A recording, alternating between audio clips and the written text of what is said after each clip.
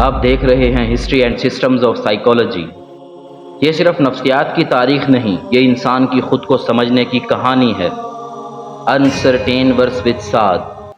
अस्सलाम वालेकुम दोस्तों आप देखने जा रहे हैं history and systems of psychology series की सेकंड वीडियो। हमने लास्ट वीडियो में डिस्कस किया था सब कॉन्टिनेंट के थिंकर्स का क्या सोचना था, रूह के बारे में, नफ्सियात के बारे में, और हमने डिस्कस किया था कि ग्रीक फिलोसफर और थिंकर्स का क्या सोचना था। ठीक है, फिर हमने डिस्कस किया था सोक्रेटिस यानी सुकरात को। ठीक है, जो बातें सुकरात ने कही, ठीक है, इसको हम कुछ रिलेट कर सकते हैं, किससे, नफ्सियात से रिलेट कर सकते हैं। ठीक है, ओके। अब हमारा जो इस वीडियो के अंदर सेकंड थिंकर है और फिलोसफर है, उसका नाम है प्लेटो। ठीक है, अफलातून। तो आपने इसका नाम, अफलातून का नाम बहुत सुना होगा और आम हम लोग अल्फाज ये इस्तेमाल भी करते हैं। हम कहते हैं कि बड़ा आया अफलातून। ठीक है, तो हमारे पास जो वाल्डो एमरसन है, उन्होंने कहा था द फिलोसफर ऑफ फिलोसफर्स। ठीक है, यानी फलसफियों का फलसफी। लेकिन मैं आपको इंतहाई दिलचस्प बात बताता हूं अफलातून के बारे में जो की गई थी। ठीक है, वो की थी एल्फ्रेड नॉर्थ ने। एल्फ्रेड नॉर्थ कहता है the safest general characterization of the European philosophical tradition is that it consist of a series of footnote to Plato. ठीक है, उसने कहा कि जो कुछ भी लिखा गया, ठीक है, यानी बेशतर चीजें जो लिखी गई वो बेसिकली वो चीजें थी जो फुट नोट्स अफलातून ने छोड़े थे, उसके नीचे चीजें लिखी गई। फुट नोट्स क्या होते हैं? हाशिया होते हैं, या नोट्स भी कह सकते हैं इसे आप। ठीक है, कि इसको सिंपल अल्फाज में मैं अगर कहूं तो वो ऐसे है कि अफलातून ने सवाल ही इतने पैदा किए, इतने सवाल उठाए, ठीक है, कि बाद में आने वाले फलसफी या तो उसका जवाब देते रहे, या उस पर तनकीद करते रहे, या उसको ही आगे बढ़ाते रहे। ठीक है, यानी कि अक्सर फलसफियों का जो है ना, फलसफा आप पढ़ोगे तो आपको उसके अंदर जो है ना सीधी सीधी अफलातून के जो सवाल उठाए हुए थे वो ही नजर आएंगे। ठीक है, तो उसने कहा था कि बेसिकली फुट नोट्स के नीचे जो लिखा गया है ना, बाकी फलसफा वही है। ठीक है, तो बेसिक जो सवाल थे वो अफलातून ने उस टाइम, ठीक है, रेस कर दिए थे, उठा दिए थे। ओके ओके, तो अब हम चलते हैं आगे। तो प्लेटो की जो पैदाइश है वो है 427 बीसी से 347 बीसी। ठीक है, तो ये क्या कहते हैं, ये शागिर्द था, अफलातून शागिर्द था सुकरात का। ठीक है, बेसिकली अफलातून का मानना क्या था? सबसे पहली चीज जो हम डिस्कस करेंगे वो ये है कि knowledge is इनेट and inside the mind. ठीक है, ये जो नॉलेज होता है ना, ठीक है, वो क्या होता है? इनेट होता है। इनेट क्या होता है? वह भी कहते हैं, यानी पैदाइशी होता है। ठीक है, और इंसान के अंदर होता है। ठीक है, इंसान के अंदर होता है। तो आपको समझ में आई कि ये बात वही है जो सोक्रेटिस ने की थी। ठीक है, लेकिन इसने आगे क्या किया? Reject external observation. ठीक है, जैसे सुकरात ने एक्सटर्नल ऑब्जर्वेशन को रिजेक्ट किया था कि बाहर की दुनिया जो है ना वो इल्यूजन है, वो डिसेप्शन है, और वो हमें क्या करती है? धोखा देती है। जो कुछ भी है वो हमारे अंदर ही मौजूद है, हमें अपने आप को ही क्या करना चाहिए? ऑब्जर्व करना चाहिए। ठीक है,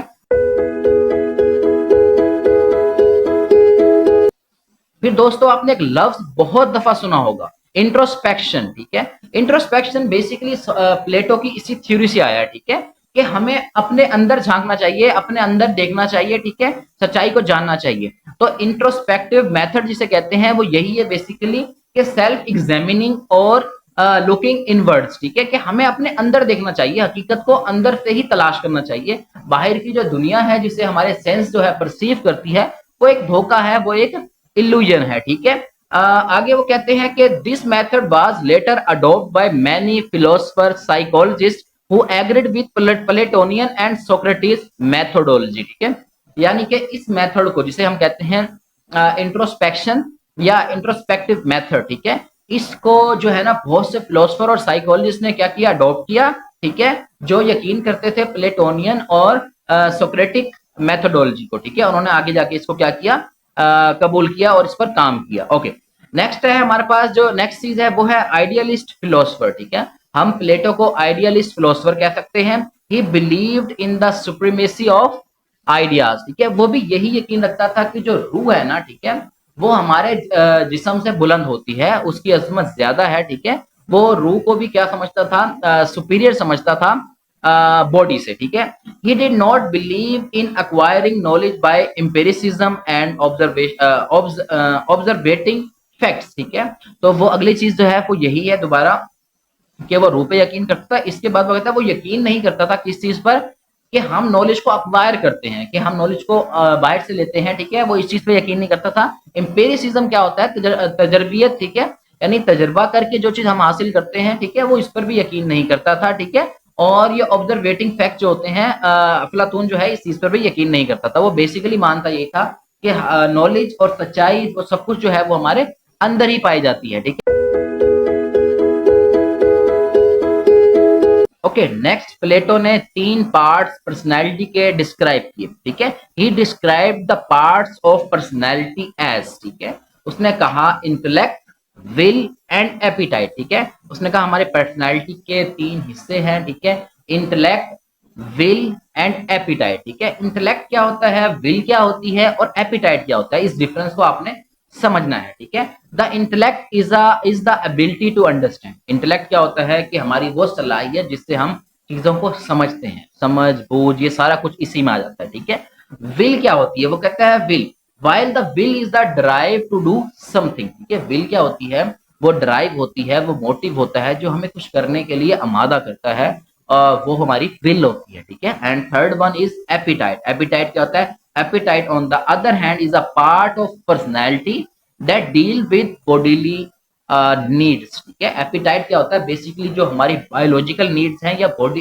जो हमारे जिस्म को जरूरत होती है चीजों की, उसको कहते हैं हम एपिटाइट। ठीक है, जिसके अंदर भूख है, प्यास है और इस तरह की जो भी चीज है जो हमारी बॉडी के लिए जरूरी है। ठीक है, और जो बॉडी की जरूरत है हम उसे कहते हैं एपिटाइट। ठीक है, तो आपने समझ लिया होगा इनका डिफरेंस। तो उसने पर्सनैलिटी के 3 पार्ट्स बताए थे, intellect, will and appetite. Intellect सोचने की जो हमारी काबिलियत है, विल जो चीज हमें कुछ करने के लिए आमादा करती है, और एपिटाइट जो हमारी जिस्म की जरूरत है, ठीक है, जो हमें चाहिए। इसने क्या कहते हैं, अफलातून ने इनको 3 हिस्से में डिवाइड किया और फिर इसको डिस्क्राइब किया आगे जाके। ठीक है, अब नेक्स्ट पॉइंट इंतहाई दिलचस्प है। ठीक है, आपने इसे गौर से सुनना है।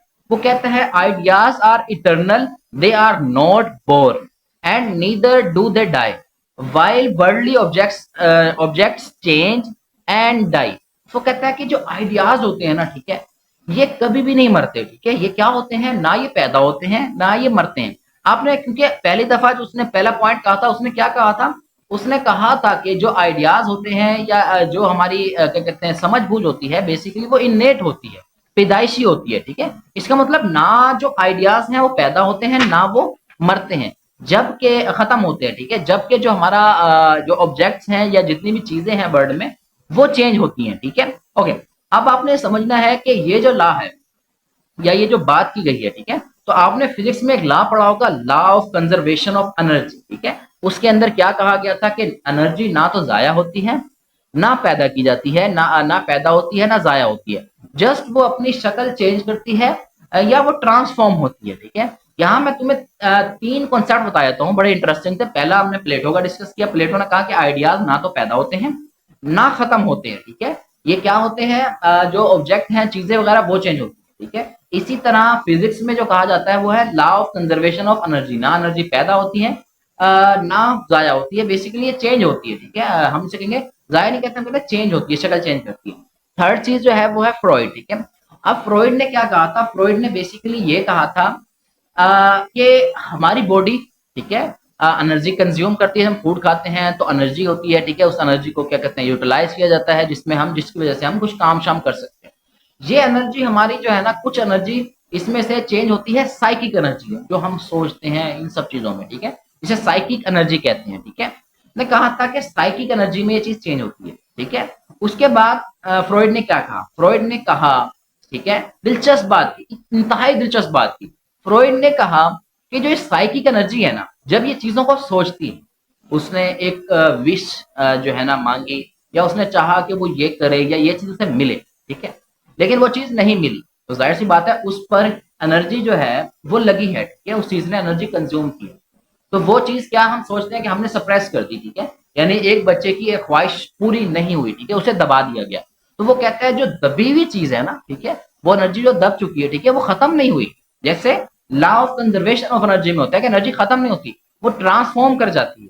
इसी तरह वो ख्वाहिशात जो दबा दी जाती हैं, तो साइकिक एनर्जी जाहिर सी बात है ना डिस्ट्रॉय होगी ना क्रिएट होगी, वो क्या कर जाएगी, ट्रांसफॉर्म कर जाएगी। ठीक है, और इसके बाद जो है ना कुछ वेयर्ड और जो है ना स्ट्रेंज बिहेवियर हमें देखने को मिलता है। ठीक है, और अब आगे जाएंगे तो आप इन चीजों को अच्छे से समझ पाएंगे। ठीक है, जस्ट मैंने अभी इसको क्या किया है, आपको थोड़ा सा समझाने की कोशिश की है। ओके, नेक्स्ट जो हमारा पॉइंट है वो ये है कि Plato also regarded the soul और psyche to be the permanent and the body as something that that could change. ठीक है, यहाँ इंटरेस्टिंग बात की, उसने कहा कि सोल और साइकी एक ऐसी चीज है जो परमानेंट है, यानी कि हमारी रूह जो होती है वो इंटरनल होती है, वो कांस्टेंट होती है, वो परमानेंट होती है। इसके लिए आप कोई भी लफ्ज इस्तेमाल कर सकते हैं, यानी कि वो हमेशा रहती है। लेकिन जो हमारी बॉडी होती है वो क्या होती है, वो चेंज हो जाती है, वो फना हो जाती है। ठीक है, वो मॉर्टल है, जबकि हमारी जो रूह है वो इमोर्टल है। ठीक है, ओके। आगे वो कहता है कि Plato suggested that the soul has three part. जैसे उसने पर्सनैलिटी के थ्री पार्ट बताए, इसी तरह उसने सोल यानी रूह के भी तीन पार्ट बताए, तीन हिस्से बताए। पहला है रीजन, ठीक है, सेकंड है passion and third one is appetite. ठीक है, पर्सनैलिटी के अंदर क्या था हमारे पास, उसके अंदर उसने कहा था सबसे पहले इंटेलेक्ट, विल एंड एपिटाइट। जबकि अब वो कहता है जो हम डिस्कस कर रहे हैं कि सोल यानी रूह के तीन part, reason, passion, appetite. Reason, passion, appetite. Reason क्या होता है हमारे पास, रीजन बेसिकली वही चीज है, रीजनिंग, सोचना, इंटेलेक्ट है। ठीक है, लेकिन उसने एक और चीज भी साथ बताई, उसने कहा कि ये कहाँ पाई जाती है। Reason located in the head, reason जो होती है वो हमारे दिमाग में पाई जाती है, ये उसकी लोकेशन है। सेकंड चीज है passion, passion located in chest, passion जो होता है वो हमारे सीने में पाया जाता है। ठीक है, जो पैशन होता है, जो किसी चीज को करने का जज्बा होता है या करने का जो एक जो हम सोच लेते हैं और हम कहते हैं कि हम ये चीज करेंगे, ये हमारा पैशन है, ये चीजें हमारे सीने के अंदर मौजूद होती है। And third one is appetite, appetite located in the stomach. ठीक है, वो हमारे स्टमक में पाया जाता है, कि वो हमारे मैदे में पाया जाता है। ठीक है, तो हम ऑलरेडी इस चीज को डिस्कस कर चुके हैं कि एपिटाइट क्या होता है, पैशन आपको पता है, फिर रीजन जो है वही इंटेलेक्ट है, सोचने बूझने की ताकत। नेक्स्ट चीज वो कहता है कि reason controls and direct passion and appetite. तो रूह के ये तीन पार्ट है ना, उसमें जो सबसे ऊपर वाला पार्ट है वो है रीजन। रीजन ही अगले दो जो हमारे पास उसके कंपोनेंट है उनको क्या करता है, वो कंट्रोल करता है। रीजन कंट्रोल करता है पैशन को और रीजन कंट्रोल करता है एपिटाइट को। ओके, अच्छा जी, यहाँ इंपॉर्टेंट चीज ये है, according to Plato some passions and appetites are satisfied in dreams.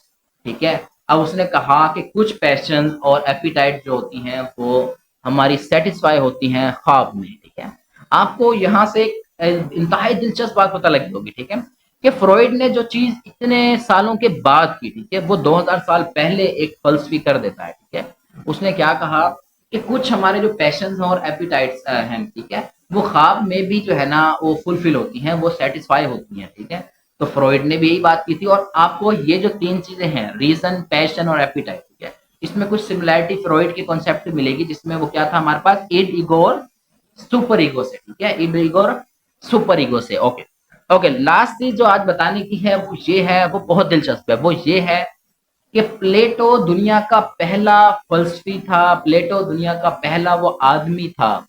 ठीक है, फलसफी या पहला आदमी था जिसने, ठीक है, यूनिवर्सिटी बनाई, पहली यूनिवर्सिटी जिसका नाम था अकेडमी, इसका नाम था अकेडमी। ठीक है, तो आपको याद रखना है कि प्लेटो ही वो वाहिद शख्स था जिसने पहली यूनिवर्सिटी बनाई, जिसका नाम उसने रखा अकेडमी। ओके दोस्तों, हमारे पास कुछ टाइम बच रहा था, तो इस बचे हुए टाइम में हम सिर्फ इंट्रोडक्शन लेंगे अरिस्टोटल यानी अरस्तु का, और अगली वीडियो में थर्ड जो है वीडियो में हम इसको डिटेल में डिस्कस करेंगे। अरिस्टोटल जो है 384 से 222 जो है वो लाइफ टाइम है, यानी 384 में पैदा हुआ अरिस्टोटल अरस्तु, और 222 में फोत हो गया, बीसी की बात कर रहा हूँ मैं। ठीक है, ओके।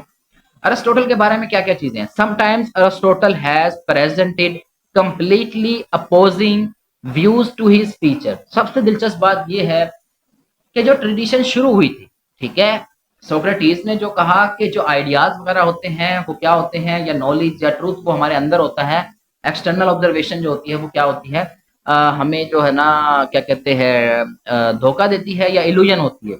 लेकिन तो प्लेटो ने भी यही बात की, लेकिन अरस्तु जो था वो प्लेटो का शागिर्द था, लेकिन कहीं कहीं वो प्लेटो को टोटल अपोज करता है, कंप्लीटली अपोज करता है। ठीक है, उसने क्या कहा वो हम आगे जाके डिस्कस करेंगे। सिंपल बता दूं कि वो इस चीज के खिलाफ था कि एक्सटर्नल ऑब्जर्वेशन हमें धोखा देती है। ठीक है, ओके ओके। नेक्स्ट चीज जो है वो दिलचस्प चीज है, वो है डी अनीमा। डी अनीमा एक पहली किताब है इसका मतलब है रूह, द सोल, ठीक है। और डी अनीमा लिखने के बाद और कुछ चीजें डिस्कस करने के बाद हम ये कह सकते हैं और कहा जाता है कि पहला साइकोलॉजिस्ट, दुनिया की हिस्ट्री का पहला साइकोलॉजिस्ट अरस्तु यानी अरिस्टोटल था, ठीक है। और उसने ही नफ्सियात की पहली किताब डी अनीमा लिखी, जिसका मतलब है द सोल, ठीक है। ओके, नेक्स्ट चीज जो है वो हमारे पास ये पॉइंट है, he rejected the ideas of dualism of soul and body, and put forward the view that these two are not separate but one entity, ठीक है। तो जो हमारे पास अरिस्टोटल है उसने ये जो ड्यूलिज्म था जो हम डिस्कस करते आ रहे थे, उसमें कहते थे कि बॉडी एक अलग चीज है, रूह एक अलग चीज है, ठीक है। उसने इस चीज को रिजेक्ट किया, उसने कहा कि नहीं, उसने कहा ये बॉडी और जो हमारा जो सोल है और बॉडी है, ठीक है, ये क्या है, ये एक ही एंटिटी है, ठीक है, ये सिंगल एंटिटी है, ठीक है, वन एंटिटी है। और उसने क्या कहा, उसने इस आइडिया को रिजेक्ट किया कि बॉडी और जो सोल है वो क्या कहते हैं सेपरेट नहीं है, ठीक है। उसने वो जो ड्यूलिज्म का आइडिया था उसको उसने रिजेक्ट किया। तो ये जो कुछ टर्म्स है ना, ड्यूलिज्म और इस तरह हमने पहले डिस्कस किया था एनिमिज्म, और इस तरह की बहुत सारी चीजें आएंगी, इड ईगो और ये सब कुछ, ठीक है। तो ये आपको आहिस्ता आहिस्ता समझ में आएगा जब आप ये सीरीज देखते जाएंगे शुरू से, तो आपको समझ में आना शुरू हो जाएगा। कुछ चीजों कुछ लेक्चर्स के बाद जो है ना, वीडियोस के बाद आप इन टर्म्स से ना फेमिलियर हो जाएंगे, ठीक है। उम्मीद करता हूं कि ये वीडियो आपको पसंद आई हो, ठीक है। नेक्स्ट वीडियो में मैं कोशिश कर रहा हूं कि हर वीडियो को पहली वीडियो से ज्यादा अच्छे से बनाया जाए, रिकॉर्डिंग अच्छी हो और मैं ज्यादा से ज्यादा मवाद पेश कर सकूं, ठीक है। उम्मीद करता हूं ये वीडियो अच्छी लगी होगी। अल्लाह हाफिज।